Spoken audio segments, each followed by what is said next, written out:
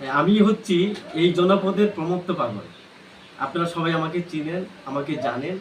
বন্ধুরা, মারামারি হবে না, কাটাকাটি হবে না, কথা হবে এবং গান হবে। রাজি আছেন তো? তাহলে চলুন আমরা এখন ভাব সঙ্গীতে ডুব দিব, আউল বাউল লালনের দেশে।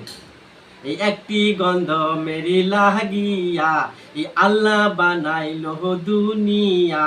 এই আদম খাইলো, এই হাওয়া খাইলো, ওই ইবলি শয়তান তাহার আশা পুরাইলো। এই একটি গন্ধ মেরি লাগিয়া, এই বানাইলো বানাইলো আদম হাওয়া এই মাটি দিয়া। এই বেহেশতে ছিল তারা শান্তি নিয়া। এই শয়তানে কুবুদ্ধি করে তাই দেখিয়া, একদিন শয়তানের ছলনায় তারা গন্ধব খাইলো। এই কারণে আল্লাহ তাদের বেহেশতে না রাখিল। ওই ইবলি শয়তানে তাহার আশা ফুরাইলো, ওই ইবলি শয়তানে তাহার আশা ফুরাইলো। এই গন্ধব যদি না খাইতো আদম হাওয়া আসতো না। আদম হাওয়া না আসিলে দুনিয়াটা দেখতা না। দুনিয়াটা না দেখিলে প্রেমের কারণ বুঝতা না। প্রেমের কারণ না বুঝিলে পাপ পুণ্য করতা না। পাপ পুণ্য না করিলে নবী রসুল আসতো না।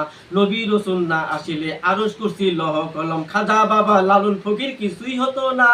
এই একটি গন্ধ মেরি লাগিয়া, এই আল্লাহ বানাইলো দুনিয়া। এই আদম খাইলো, ওই হাওয়া খাইলো, ওই ইবলি শয়তান তাহার আশা ফুরাইলো।